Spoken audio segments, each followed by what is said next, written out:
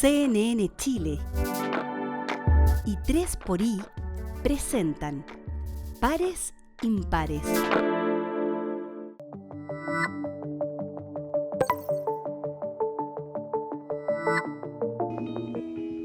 ¿Cómo están? Bienvenidos y bienvenidas una vez más a Pares Impares. Hoy quisiéramos hablar de ese ingrediente misterioso que habita en nuestra especie, ese ingrediente que hace que nos levantemos una y otra vez.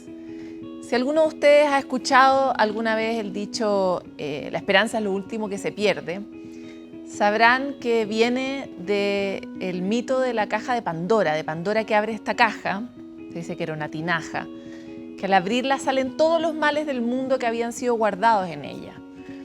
Sin embargo, en el momento en que se dio cuenta de lo terrible que estaba ocurriendo y la cierra, quedó en el fondo de esa caja el espíritu de la esperanza, porque era exactamente lo que los dioses habían dejado en esa caja, ¿no?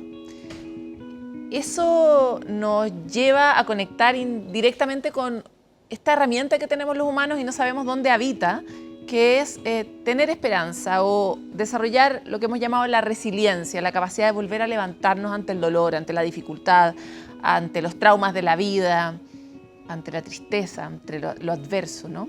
Hoy queremos explorar de distintas maneras esa ruta de lo insólito que habita en nosotros y que nos lleva hacia adelante una y otra vez. Porque si hay algo que caracteriza a nuestra especie humana es la porfía de creer que siempre las cosas pueden mejorar. Eso nos ha llevado a grandes lugares y es por eso que en este capítulo de recuento de Pares Impares revisaremos algunos ejemplos de esto, de que la esperanza es lo último que se pierde. Bienvenidos. En la legua, la deserción escolar es una realidad permanente, ¿no? Que persiste además. Frente a ese desafío existe una fundación, Fundación Raipillán, que propuso una respuesta concreta y nació orgánicamente. La danza y la música pueden ser herramientas de integración de niños y niñas para poder pertenecer a un grupo y salir también de lugares que además los someten a enormes riesgos. ¿Qué papel podría jugar la cultura en el proceso de cuidado de los niños y niñas? Veámoslo en el siguiente informe de Camila Sumastre. Nunca había venido a la legua, entonces no sabía lo que era y como siempre meten como ese miedo, como que no, la legua, la legua. Al mencionar la legua, muchas veces las primeras imágenes que se vienen a la mente son estas. Una carga injusta que han debido soportar los vecinos de este sector en la comuna de San Joaquín. Es en este contexto donde algunos buscan trazar un nuevo camino. Ya contemos. 1, 2, 3. Para algunos se trata de una simple sesión de gimnasia. Sin embargo, es mucho más. El inicio de una clase de baile que les permitirá conectar y, por qué no, tener un mejor futuro. Cadera, eso, más arriba. Al ritmo de la música, casi 20 niños de entre 5 y 7 años se reúnen para dar vida al elenco Girasol, una de las 12 agrupaciones que conforman la Fundación Raipillán, organización que a través del folclore y el movimiento busca generar espacios de inclusión y prevención para los vecinos de la legua. Un barrio marcado por la estigmatización, la falta de oportunidades y la violencia asociada al narcotráfico y las balaceras. Una gran parte oculta y tiene que ocultar de decir que somos de la población La Legua, porque hay un estigma grave. Ya sabemos que la legua es difícil, que se manejan una serie de situaciones complejas, ¿no es cierto? Pero para eso está Raipillán, para aportar con ese granito de arena, atraer al niño. Acá nosotros no tenemos niños, ni trabajan ni estudian. Acá nosotros tenemos desde Raipillito, que son niños más o menos de los 3 años, 4 años, y ahí Araucaria, que son padres, son apoderados. Entonces para ellos ha sido toda la evolución. Después de 20 años y con más de 350 integrantes, la agrupación ofrece clases gratuitas a la comunidad durante toda la semana. Su objetivo es entregar un espacio seguro que brinde contención, refuerce la autoestima y fomente la disciplina en la vida de niños y niñas, adolescentes y adultos. El baile se convierte así en una herramienta real de transformación social. ¡Atento! 1, 2, 3, 4. Para los niños, tanto como para uno, es como terapia, yo creo, porque Siento que cuando uno baila, uno se le olvida todo. Todos los problemas, se olvidan todos los conflictos que traiga del colegio. Los niños pueden estar tranquilos. Educar a los niños en base a la vida artística es una herramienta muy hermosa para ellos, para que se puedan desenvolver en esta sociedad. Aquí se vienen a distraer, aquí tienen una familia. Raipillán básicamente es una familia. Si alguien está mal, todos vamos con él a ayudarlo. Un espacio seguro que no solo es percibido por los más grandes de la agrupación, sino que también por los más pequeños. La verdad, cuando yo vengo del colegio con problemas o peleo con mi amiga, bailando a mí se me olvida todo. Llego muy feliz porque para mí bailar es como mi familia, algo así. Súper entretenido venir aquí a Raipillán porque te acogen y te ayudan en tus problemas. Si es que tuve un mal día, no sé, llegar y como liberar todo eso, entonces es como mi apoyo. Me gusta compartir lo que amo junto con mis compañeros, los chiquillos. La pasamos bien en nuestro segundo hogar, nuestra segunda casa. Pero la danza no es lo único. En una comuna donde el 41% de la población corresponde a menores de edad, según datos de la Municipalidad de San Joaquín, Raipillán busca convertirse en un espacio integral de cuidado. Por eso, además del baile, los estudiantes reciben apoyo psicológico, pueden participar en talleres de reforzamiento escolar, costura e incluso en espacios de apoyo para madres jefas de hogar. De esta forma, ofrecer una base psicosocial que fortalezca el desarrollo personal como el familiar. Dos funciones, la parte artística y la psicosocial, que van de la mano y que no cualquier grupo de folclore lo hace. O los grupos son, las organizaciones, o son sociales o son artísticas. Acá Raipillán son ambas. No juntaron ni decir, oye, la droga es mala aquí. No, hacerlo indirectamente. ¿Por dónde? Por medio del arte, la danza, la música. Dentro del trabajo que hacemos aquí en la Fundación, también para nosotros es muy importante vincularnos con los espacios educativos que transitan los niños, pues ya sea desde la formalidad o desde la informalidad. Pero para nosotros sentimos que son cosas que van completamente de la mano. Un sector que ha encontrado en la cultura una forma de abrir nuevos horizontes, sin perder de vista a uno de los actores más importantes de la sociedad, los niños. Espacio donde no solo son receptores de nuevos valores y conocimientos, sino que también se vuelven protagonistas de su propia historia, capaces de transformar su futuro a través del baile. Siempre les digo que alguna vez aquí en La Legua se puedan levantar los pañuelos y bajar las armas, que se puedan levantar los libros y bajar la discordia, la guerra, la pelea. Siempre niños felices para nosotros.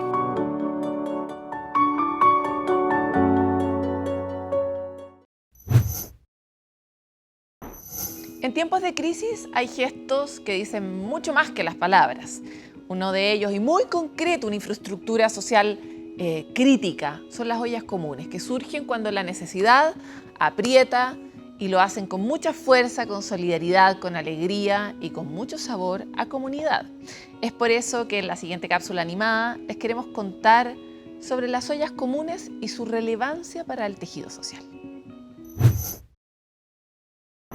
Hay personas que cuando tienen hambre se comen una olla y hay otras que para calmar el hambre colectiva se unen en una olla común. Pero aquí no solo se comparte la comida, sino también muchas vivencias y se construye una comunidad. Estas organizaciones son espacios donde los vecinos se juntan para resistir tiempos difíciles. Surgen cuando el sueldo no alcanza, cuando hay incertidumbre, cuando falta lo básico y se convierten en una respuesta colectiva frente a la necesidad. Cada plato que se sirve no solo alimenta el cuerpo, fortalece también el vínculo entre quienes lo preparan y quienes lo reciben, aumentando la cohesión social. Aquí, no importa si te conocían de antes o si vienes solo por un almuerzo, cada persona es parte de algo más grande. Las ollas comunes son un ejemplo claro de fraternidad en su mejor punto de cocción, porque cuando la solidaridad se vuelve cotidiana, se va construyendo y reforzando un sentido de comunidad. En cada olla común se nutre la dignidad humana, se realza el sabor de la empatía y ebullen las ganas de salir adelante. Vamos a ir a una pausa en Pares Impares, pero ya volvemos con más.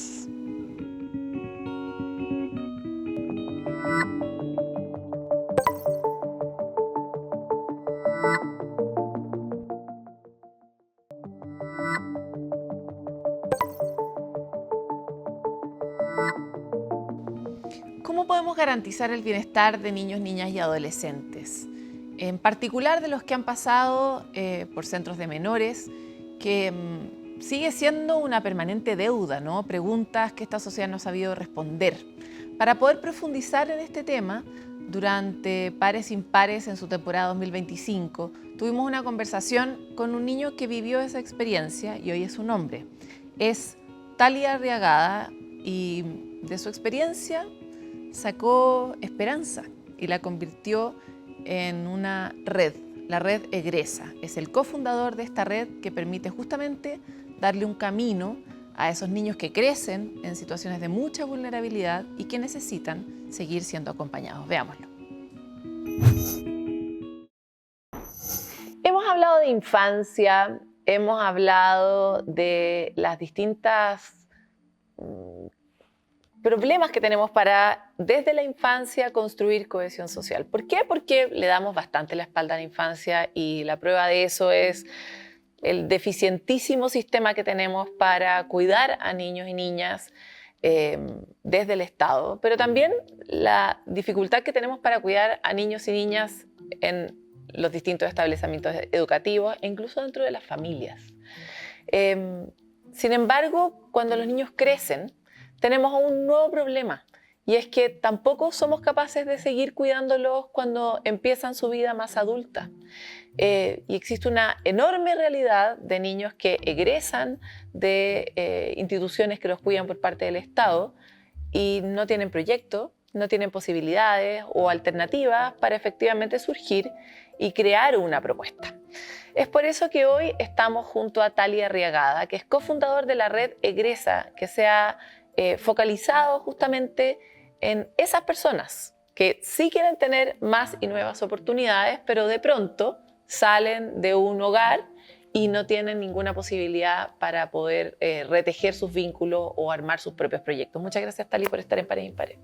Gracias a ustedes, gracias a ti, Paloma. Qué gusto. Tali, ayúdanos a entender un poco el problema específico. Yo lo traté de describir, pero por supuesto lo conozco mucho menos que tú. Cuéntanos cuál es el problema que enfrentan los niños que cumplen 18 años y tienen que dejar de estar bajo el cuidado de una residencia, por ejemplo.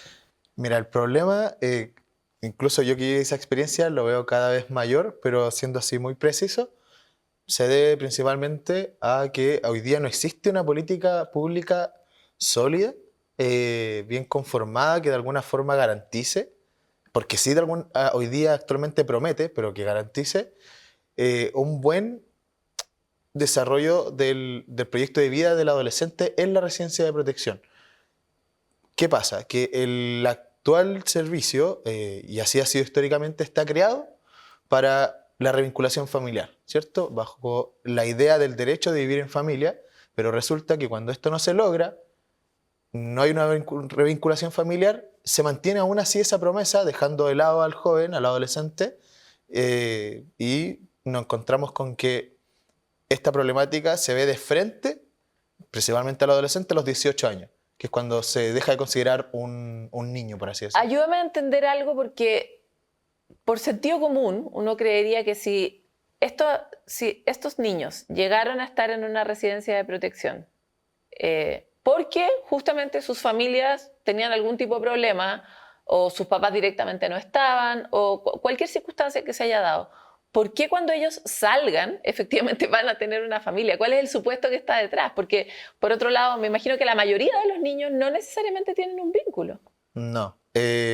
Bueno, se busca encontrar esa, ya sea una revinculación principalmente. Cuando digo revinculación me refiero a la familia de origen, o bien una vinculación familiar, ya sea una familia extensa, que sería una familia que no tiene ningún lazo sanguíneo, pero se prioriza el lazo sanguíneo, o sea, familiares, ¿verdad? Tías, abuelos. Pero eso no suele ocurrir siempre, o se trabaja en que, en este caso, el padre o madre principalmente pueda conseguir de vuelta la tutoría de sus hijos, porque legalmente se le fueron quitados. Ya, pero tú creas esta fundación porque en el fondo hay muchos niños y niñas que no tienen esa posibilidad. Muchos, sí, exactamente. Y a esas personas, ¿cuál es la realidad con la que se encuentran? No tienen esa posibilidad de revinculación, ¿y qué hacen? ¿Qué tienen que hacer? Se encuentran de frente con la realidad de que tienen que empezar de un momento a otro básicamente, empezar a tomar decisiones muy importantes como pensar dónde vas a vivir después de los 18 años, qué vas a hacer con tu vida, cómo funciona el mundo afuera, porque de alguna manera todos nos encontramos con eso de que vamos creciendo, nos vamos transformando en adultos, por supuesto, es todo un ciclo, vamos transformando en adultos, tomamos decisiones, pero la diferencia acá es que al vivir en este sistema de protección, bajo 4 paredes, ¿cierto?, desconoces mucho de cómo funciona el mundo afuera. Entonces llegas con un nivel de ignorancia, uno, principalmente personal, como decir quién soy, qué es lo que quiero, cuál es mi identidad, y la otra de cómo funciona el mundo afuera, a dónde tengo que ir para encontrar ciertas respuestas como qué voy a estudiar o qué voy a trabajar, qué es un currículum y esas miles de otras preguntas. O sea, en el fondo nadie te capacita para este momento en que te desvinculas. No. Y ahora, de alguna forma, han ido como tratando de buscar esa manera de encontrar esa respuesta, de prepararlo, pero a mí me suena un poco como a una amenaza dentro de este contexto. ¿Por qué te digo? Porque es como vamos a prepararnos para el hito de egreso, como precisamente para ese momento, diciéndote que después afuera no tienes ninguna otra red de apoyo. Es como le llamamos nosotros como una cuenta regresiva, ¿no? Como... o sea, es súper traumático. Sí, tú no escoges acá tu carrera por vocación. Es porque si no estudio, me voy a ir antes de este lugar y no voy a tener dónde estar. Bueno, y si no estudias, lo que acabas de decir es súper importante, porque efectivamente, de alguna forma, el Estado te sigue ayudando si es que estudias. Pero si no estudias...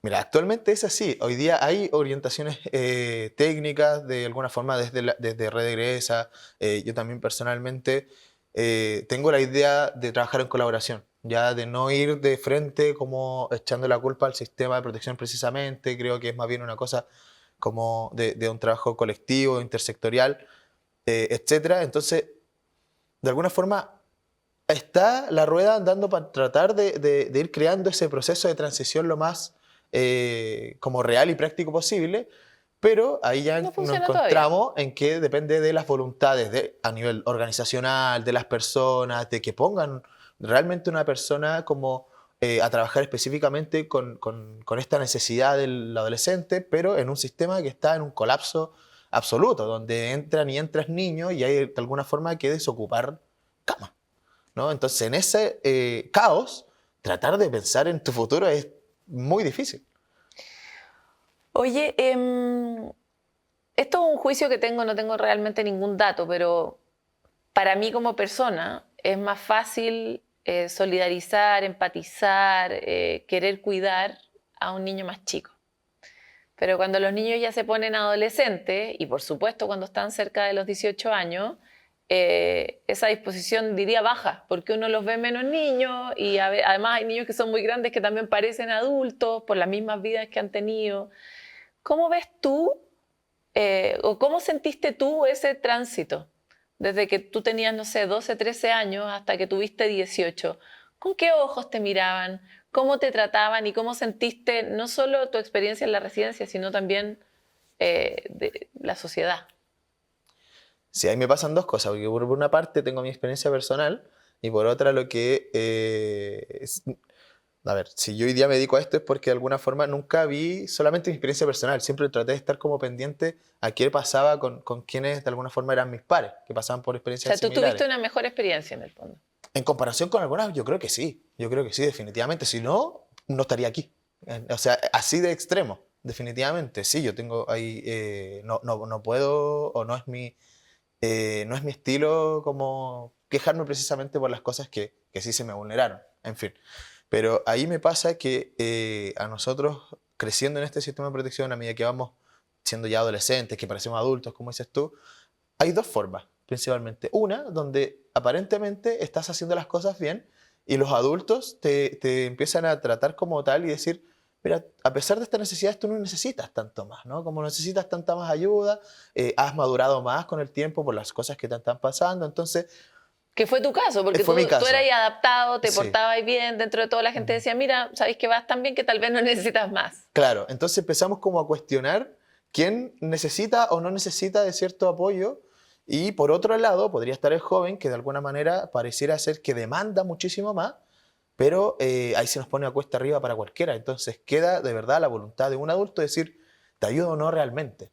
¿Verdad? Y cuando ya tienes 18 en esta situación, tú escoges. Entonces, ¿qué tanto estimulamos que este joven realmente se dé cuenta de que necesita esa oportunidad? ¿No? De que necesita la mano de... Claro, en el fondo, cuando la persona es más bien problemática, dan más ganas de abandonarlo más temprano. Claro, y como estamos en un sistema en el que no tenemos como un absoluto compromiso, mucho menos después de los 18, es mucho más fácil deshacernos de esa responsabilidad. Y sabiendo que hay otros tantos casos que es muy difícil hacer ese trabajo en particular contigo. Lamentablemente pasa a ser un número dentro de esta estadística de adolescentes que... Donde el final ya lo sabíamos, así que así es la vida. Claro, exactamente. Oye, y de tu experiencia, ya que tú mirabas el grupo, no sé de cuántos niños eran, ¿cuántos realmente pudieron tener una alternativa o una oportunidad, tener una vida? Yo creo que respondería esa pregunta como pensando en cuántos pudieron tener la vida que realmente quisieron tener. Yo creo que ahí me atrevería a decir que ninguno o ninguna. Yo creo que es de los que me he enterado, de quienes sé, de quienes he podido ir por ahí conocer, de alguna forma hoy día tienen estilos o vidas que surgieron un poco como con la ola, ¿no? Que esa mínima como oportunidad que se fueron tomando, o sea, es muy difícil acá hablar de voy a ir a por mis sueños, porque hay cosas que se necesitan que no están de base, ¿no? Pensar en tus sueños de ser un gran profesional, primero tienes que tener mínimos solventados.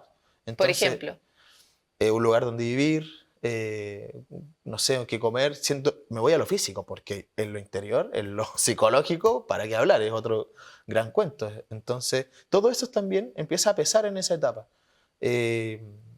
Para todos, pero principalmente en este grupo es muy difícil, porque te empiezas a dar cuenta que saliste a este mundo y dices, lo único que conozco, o lo que se me hace más familiar, perdón, es por lo mismo que entré. Entonces, respondiendo así a la pregunta, yo creo que muy pocos o nadie realmente pudo como conseguir tal vez un estilo de vida que tú digas, es que realmente me pone salí orgulloso adelante esto. o salí Sí, adelante. sí, y claro, salí adelante.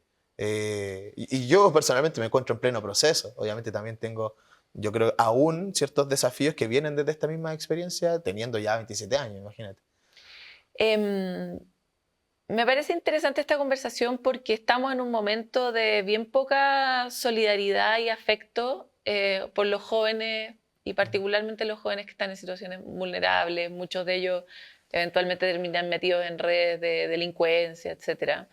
Y es súper delicado porque lo que nos estás contando es una tragedia que se construyó paso a paso. O sea, alguien que no te miró, muchas personas que te dieron o no te dieron una oportunidad, muchas instituciones que vulneraron los derechos de esos niños que fueron creciendo.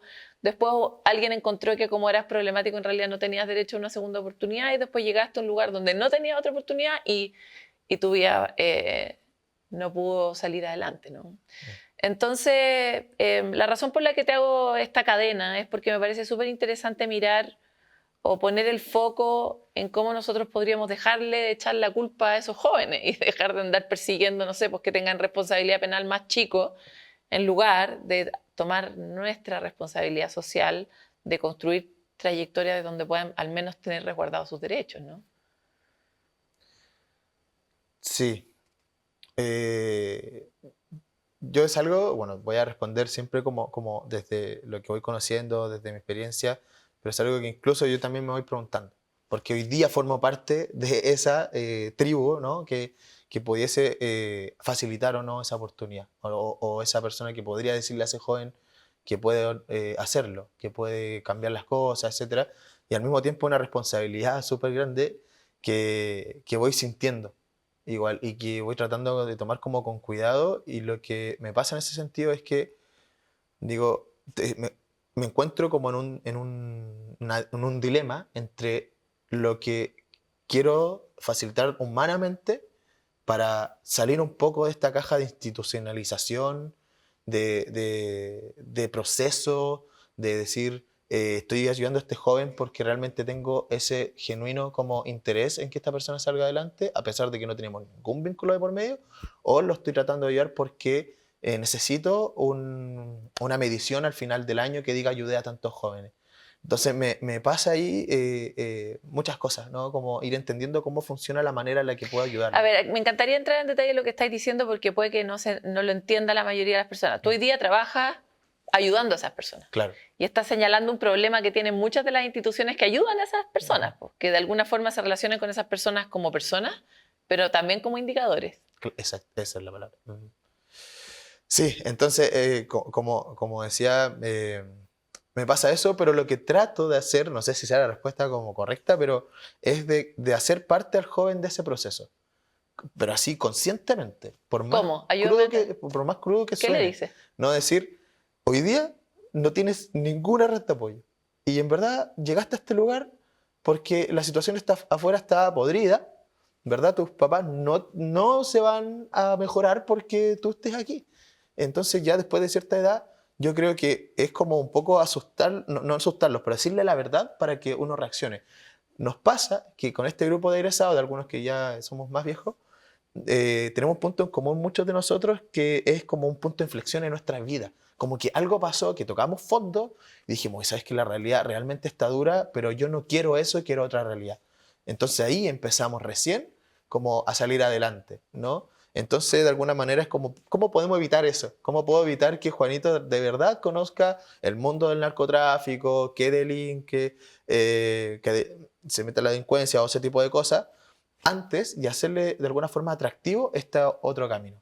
Y ahí afortunadamente nosotros somos como más bien jóvenes, entonces hay un lenguaje en común, como que la disposición, porque pasamos por lo mismo, está ahí. Y ese es como el mayor recurso al que nosotros agarramos, ¿no? Que es la diferencia entre otra institución y nosotros.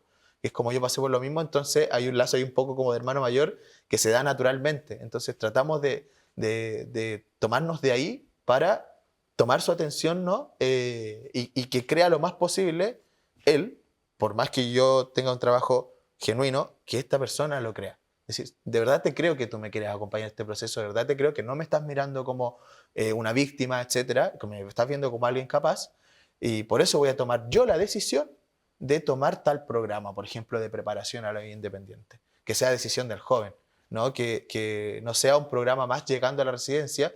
Claro, como adulto es una oportunidad, perfecto, inserción laboral, genial para nosotros, pero el joven a lo mejor no tiene idea de qué significa eso, o en su cabeza está pensando mil y otras cosas, entonces la vuelta tiene que ser mucho más larga. Hablemos primero a lo mejor de fútbol, no sé, ¿no? Que seamos un poquito más humanos para estos procesos, por más como difíciles que sean. Cuesta entender por qué un joven no querría tomar la oportunidad, y hay algo en lo que tú dices que es como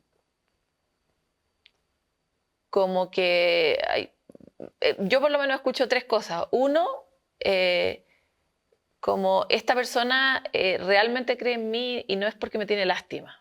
Una primera cosa que parece ser, ¿eso es algo que comparten en general? Sí, totalmente.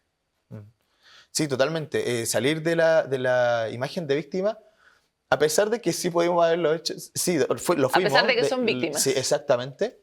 Pero pasa que tratamos de cambiar un poco el patrón de cómo han ido funcionando las cosas hasta ahora.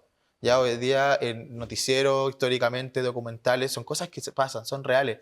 Pero para un adolescente, ver que el lugar donde está se refleja para el mundo de esta forma, aunque no se sienta así, va a terminar diciendo, yo soy parte de esto, yo soy esta víctima, o como que este es mi destino, básicamente. Pero si de alguna forma, no es que lo queramos ignorar por completo, es decir, esto puede pasar si no hacemos esto. No, es como buscar un lugar más digno, ¿no? Es como, Sí. hay algo que tiene que ver con el valor propio, que Sí, y al mismo tiempo es como decir con orgullo el día de mañana, que al menos yo hoy día tengo esa oportunidad y me encantaría que ellos también la tuvieran el día de mañana, decir, me siento súper orgulloso de lo que he logrado por la víctima que fui, ¿no? ¿Qué es lo que te salvó a ti, Tali? ¿Cuál fue tu secreto? Yo sé que te han preguntado muchas veces esto antes, pero ¿de qué está hecha tu cajita de tesoros que pudiste llegar aquí y superar toda esa cantidad de desafíos y dolores? Dos cosas. Yo creo que sin querer todo esto, obviamente, entendí rápidamente que mi realidad era una, ¿no? Que era, de verdad, mi mamá no va a volver, de verdad mi papá nunca va a aparecer, no tengo esa posibilidad, entender eso uno, y lo otro, decir, ¿cuál es el sentido ahora entonces? ¿No? ¿Cuál es mi sentido de hacer las cosas? Lo más mínimo, que sería levantarme todos los días en la mañana. ¿Y tú te acordáis de la primera vez que pensaste en eso? ¿Cuántos años tenías? La primera vez no sé si me acuerdo, pero yo creo que en general sí, que era cuando era muy pequeño, estaba en la residencia y eran mis hermanos en ese entonces. A mí afortunadamente, yo creo que como, yo lo llamo así un poco como un privilegio ante mis compañeros de repente, que era ese sentido de que tenía hermanos más chicos, soy hermano mayor, hombre mayor. Entonces de alguna forma como que me anclé de ahí, decir, este es mi sentido, este es mi motivo para hacer las cosas, ¿no? Y ese es para mí. Entonces, de alguna manera, trato hoy día como a lo mejor de inspirar esa fórmula un poco. Conocer la realidad y al mismo tiempo entender qué motivo o por qué razón voy a hacer las cosas. No porque, si voy a tomar la decisión de estudiar, que sea porque yo realmente quiero ser, en mi caso, psicólogo el día de mañana. No porque a los 18, si no estudio, me voy a quedar sin un lugar donde vivir o porque simplemente alguien me lo está diciendo, porque sí. O sea, ¿Y pudiste cuidar a tus hermanos? Pude cuidar de mi hermano mientras estuvimos en la residencia. Estuvimos en Arica, estuvimos en Santiago.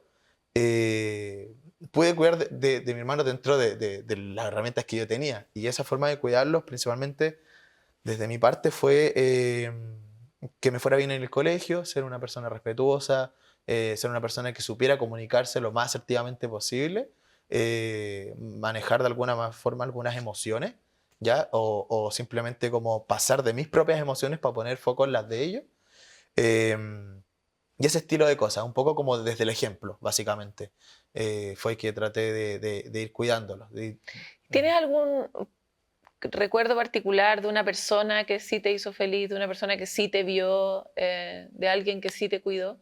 Sí, absolutamente. Esto que acabo de decir, que es como la forma en la que yo actuaba para cuidar de mi hermano, es algo que en este contexto, o al menos a mí afortunadamente, resaltó muchísimo. O sea, el que yo pudiera comunicarme de esa forma, que pareciera ser un niño mayor de lo que realmente era, llamó mucho la atención y afortunadamente la gente se dio cuenta de eso. Entonces, desde niño, desde la primera vez que estuve en la residencia hasta el último día, hubieron personas que se interesaron en nosotros, que, por ejemplo, tú decías antes, es mucho más fácil querer hacerse cargo de un niño más pequeño que uno más grande. Y también al mismo tiempo es mucho más fácil querer hacerse cargo de un niño que al parecer da menos problemas que otro. No quiero decir que por eso nos ayudaron, pero sí hubo gente siempre presente y como patrón en común igual siempre me hablaron de una fe al mismo tiempo. Yo creo que ese también es un factor. Fe en ti. Fe en mí, fe en otras cosas también, esperanza, como que ese tipo de valores estuvieron muy recalcados todo el tiempo. Y pasó en efecto lo mismo que dije delante, que era que si un joven ve que la gente dice que él es tal cosa, se lo va a terminar creyendo. Y yo me terminé creyendo que era bueno para ir al colegio, que era bueno en las cosas que hacía, que era buen hermano, que era buen ejemplo, que era buen ciudadano, no lo sé. Pero es eso, si alguien cree en ti, por efecto, probablemente tú también creas eso. ¿Y te caíste después de eso? Sí, también, por supuesto. Por supuesto. A ver, sin como entrar en detalle del transcurso, también de adolescente di hartos problemas, igual en algún minuto. O sea, cosas que no pude arreglar, o no arreglar, sino que entender de niño, vinieron a aparecer más grandes. O sea, decir como el abandono, de alguna forma ese sentido que fueron mis hermanos, desapareció en algún minuto, ellos ya estaban grandes, no sé qué. Y era como, ¿y ahora qué hago con mi vida? ¿De qué se trata mi propia vida? Y en eso, pandemia, estallido social, qué sé yo, no encontré respuesta y estuve como bien perdido en ese sentido y viví lo que los jóvenes viven si no tienen redes de apoyo. Es quedarte solo, y aparece lo más atractivo en ese minuto, malas amistades, cierto consumo, ¿verdad? Buscando de alguna forma poder solventar mi día a día, muchas veces no era la correcta. Entonces sí me vi entrampado en esa situación algunos años de mi vida, principalmente los primeros años de pandemia, que no fue hace tanto. Tampoco. ¿Y cómo lograste salir? ¿Por qué? ¿Qué te hizo despertar de nuevo? lo que me hizo despertar fue ese punto de inflexión que decía adelante, que a varios nos pasó, al menos de mi amigo hoy día, que compartimos esto de ser egresados, es decir, de residencias de protección. Y a mí principalmente, bueno, me apuñalan, casi muero, y afortunadamente sobreviví a esa situación. Y ahí dije como, de verdad, no me quise morir en esas condiciones. Ahí yo dije como, de verdad, esta es la persona que fui, como... Así termina mi historia. Alguien que fue ejemplo para alguien tanto tiempo, muere de esta forma, con tanta vergüenza, etc. Y dije, no, y ahí tomé la decisión de empezar a hacer las cosas diferentes, pero de ser de una forma diferente, simplemente, porque lo que hoy día soy, lo que hoy día tengo, y digamos por la razón que hoy día estoy aquí conversando contigo, nunca lo imaginé tampoco, no estaba en mis planes. Era solamente hacer las cosas diferentes y pensar en mí y ojalá no pasar a llevar nunca al de al lado. Y ese tipo de cosas, ¿no? Que de repente pueden sonar medias románticas, pero la verdad es que elegí ser una mejor persona, simplemente. Tali, para cerrar, cuando tú cuentas esta historia, cuando hemos revisado antes en el programa las historias de los niños, lo mucho que sufren los niños. A mí por lo menos me aflora todo el rato esta idea de que no estamos pudiendo ser una tribu que cuide a los niños como país, ¿no? Y por lo tanto me encantaría saber, para muchos de nosotros que sentimos como un llamado de pertenecer, pero no sabemos cómo. ¿Cómo la sociedad, cómo los ciudadanos comunes y corrientes y de a pie pueden ser parte de la solución o de la posibilidad para niños como tú, como los que hoy están en las residencias, como los que hoy están egresando?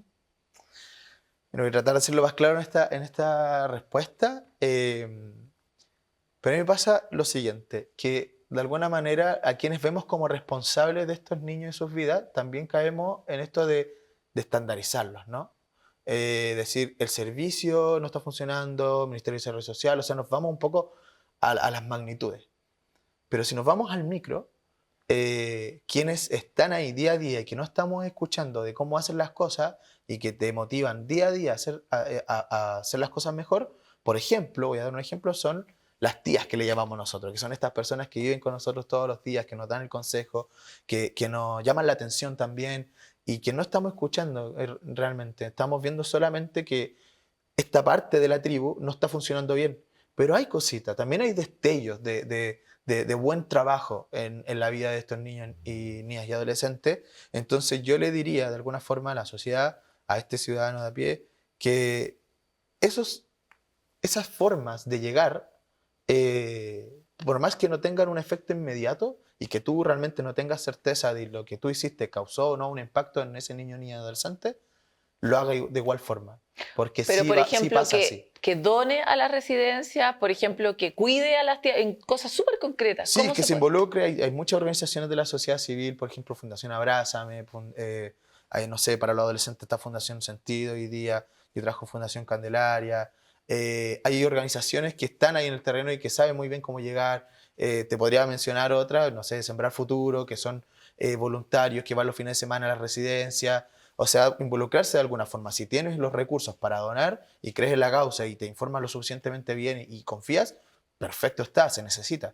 Pero si también tienes el tiempo y tienes simplemente tus manos y tu cariño y tu corazón dispuesto, involúcrate en estos lugares, en estas organizaciones, investiga. Hoy día hay una campaña muy, muy potente de familias de acogida por parte del servicio también, informémonos desde ahí. No nos preocupemos solamente, sino que también ocupémonos, ¿no? Ojalá podamos hacer esa pequeña diferencia entre el resto de la sociedad, ver cómo nos podemos ocupar con ese granito de arena. Y ese granito es súper súper importante, como que de verdad siempre decimos granito de arena, pero en verdad es una playa para un niño, totalmente, que tú lo miras a los ojos y le digas que puede tener un buen día. Te quiero agradecer mucho por estar aquí en Pares Impares y que te vaya excelente con lo que sea que te propongas. Muchas gracias a ustedes. Vamos y volvemos muy rápido de esta pausa en este especial de Pares Impares. No se despegue de la compañía de CNN Chile.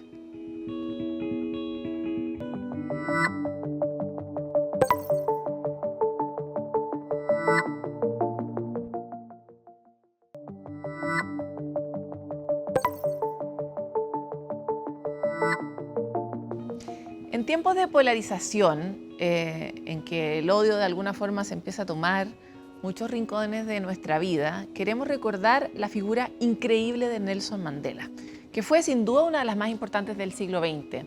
Su carácter en su lucha específica contra el apartheid en Sudáfrica, pero también el esfuerzo que hizo posteriormente en la reconciliación nacional, donde se puso a sí mismo como un activo, ¿no? De alguna forma se ofrendó a sí mismo como un ejemplo, como un modelo para poder avanzar en la paz, ¿no? El perdón también fue una gran herramienta que usó para avanzar y para poder hacer avanzar y crecer a los ciudadanos de este país. Conozcamos su historia, su discurso, cómo podríamos inspirarnos en él y hacerlo relevante en los tiempos que estamos viviendo. South Africa is a country of many races. There is room for all the various races in this country. Nelson Mandela, un hombre icónico y clave del siglo XX. Su resistencia contra el apartheid en Sudáfrica inspiró a muchos movimientos sociales en todo el mundo. Su rol de reconciliador le valió el Premio Nobel de la Paz en 1993. Para entender el pensamiento de Mandela, es importante conocer el contexto de cómo llegó a ser la figura clave en el movimiento anti-apartheid. Nació en 1918 en una familia aristocrática de la tribu Tembu en el Cabo Oriental en Sudáfrica. El joven Mandela creció en un momento donde los colonos blancos en el país iniciaron un proceso de remoción de tierras a los pueblos indígenas y la legalización de normas racistas. En búsqueda de educación superior, en 1941, Nelson Mandela, también conocido como Madiba por el nombre de su clan, se trasladó a Johannesburgo, principal ciudad del país.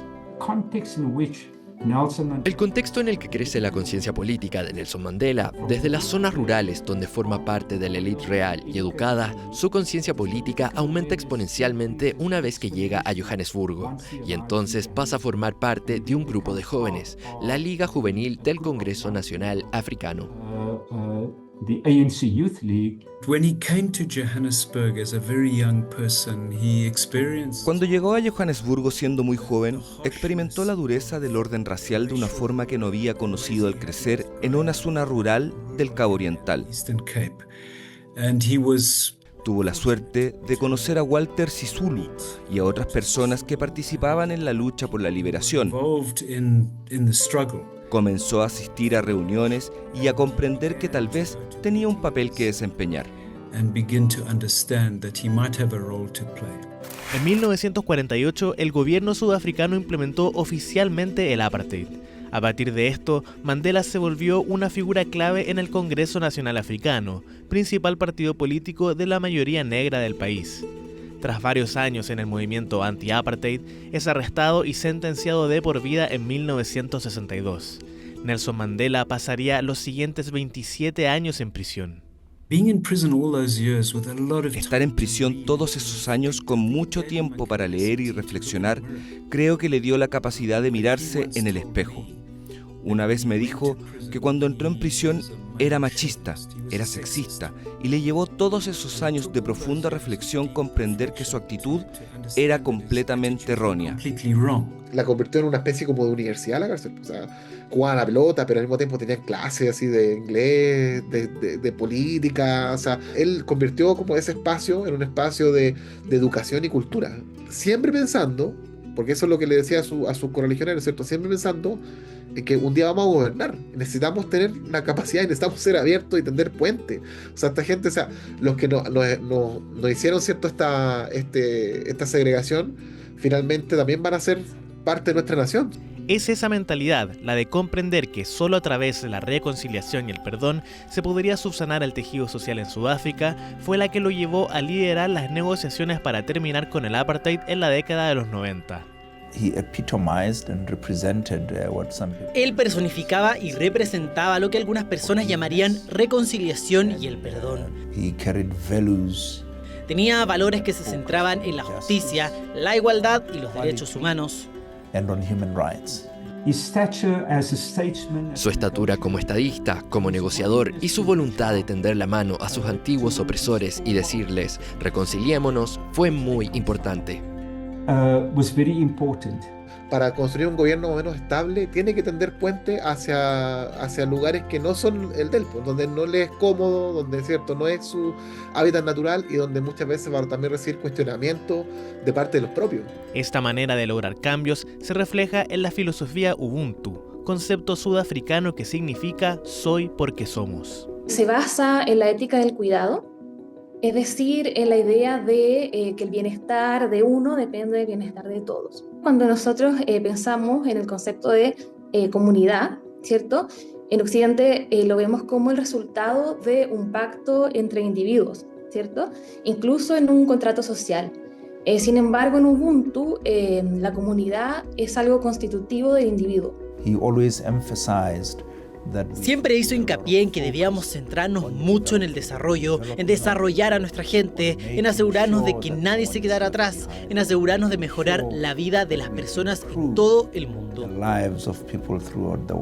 Nelson Mandela se transformó en el primer presidente negro de Sudáfrica en 1994 y, fiel a su estilo, dejó el cargo en 1999 sin repostularse. Lo que hizo fue decir que no le interesaba ser una persona con poder. Había desempeñado ese papel y estaba dispuesto a cederlo a personas más jóvenes del CNA, lo cual es muy importante, porque sabemos que en todo el mundo, especialmente las personas muy populares y con poder, quieren aferrarse a él, por lo que el hecho de que él se negara a hacerlo también fue muy importante. Para nosotros, hoy día en Sudáfrica, y creo que también para otras partes del mundo, lo que nuestro mundo necesita desesperadamente son estrategias para aprender a convivir y aceptar las diferencias. Así que, en cierto modo, él sigue siendo un símbolo muy poderoso de cómo se puede lograr eso. Cuando él impulsó, ¿cierto?, la Comisión para la Verdad y la Reconciliación, él, en vez de buscar, ¿cierto?, castigar, impulsó una iniciativa de sanación a través del reconocimiento público de los crímenes y el perdón. Entonces él eligió la reconciliación en lugar de la venganza. Él representaba lo que hoy en día algunas personas denominan como un líder servidor, un liderazgo servidor. Una persona que quería servir a su pueblo, que realmente mostraba empatía, que creía en el compromiso colectivo, que creía en garantizar a contribuir positivamente a la mejora de la vida de las personas.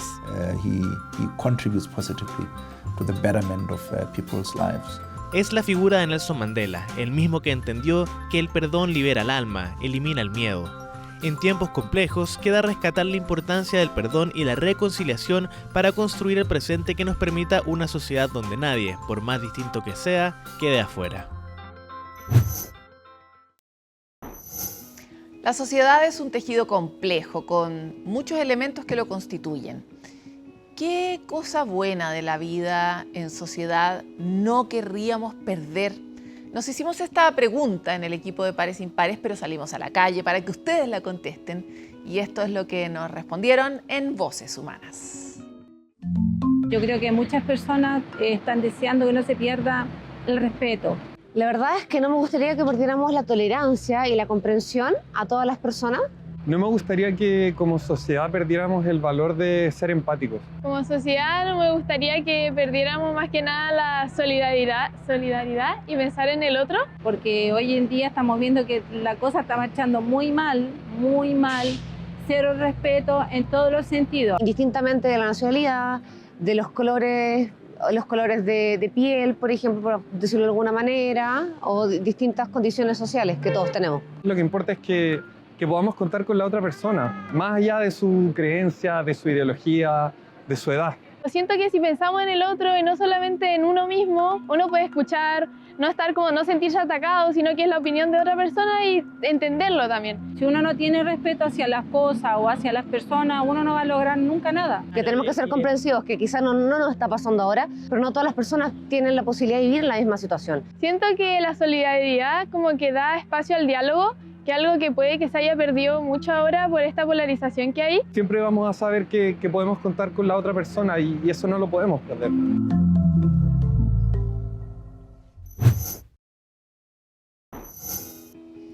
A mí no me gustaría perder la esperanza de la sociedad, ¿no? La esperanza que es lo último que se pierde, pero ni siquiera entonces me gustaría perderlo. La esperanza es un sentimiento que a veces, cuando lo escuchamos en alguien, nos suena naif. Y sin embargo es un motor poderosísimo para volver a levantarse, para creer una vez más, para sanar lo que está herido, para heredar los grandes activos de nuestra sociedad a los niños y niñas del futuro. La esperanza es ese material que igual está vivo en nosotros, aunque creamos que está totalmente dormido, aunque seamos unos pequeños ogros todos los días, hay un organito de esperanza dentro. Y lo importante es saber cómo se puede activar, porque la vida con esperanza es una mejor vida. Y eso, por supuesto, lo digo yo, pero en realidad lo dice la ciencia. Tener una actitud de posibilidad transforma la realidad en la que estamos viviendo. Y mucho más que un pensamiento psicomágico, es también un tipo de químicos que se activan en nuestro cerebro, una atención que se activa en nuestras relaciones. Es mucho más que magia. Es una ciencia para la vida de hoy, que es una vida difícil, en la que podemos todavía amarrarnos entre nosotros, enfrentar juntos las cosas y mantener la esperanza. Nos vemos en otro capítulo de Pares sin Pares.